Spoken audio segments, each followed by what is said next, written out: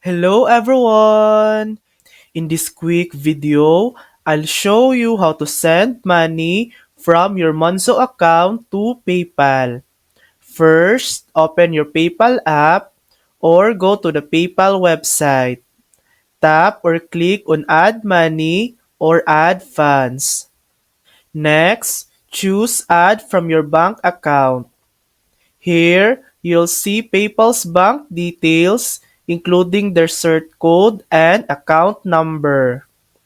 Now, open your Monzo app, go to Payments, then tap Bank Transfer.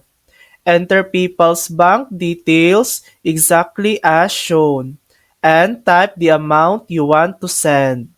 Double check everything, then tap Send. Once the transfer is complete, it may take up to 1 to 3 business days for the money to appear in your PayPal balance.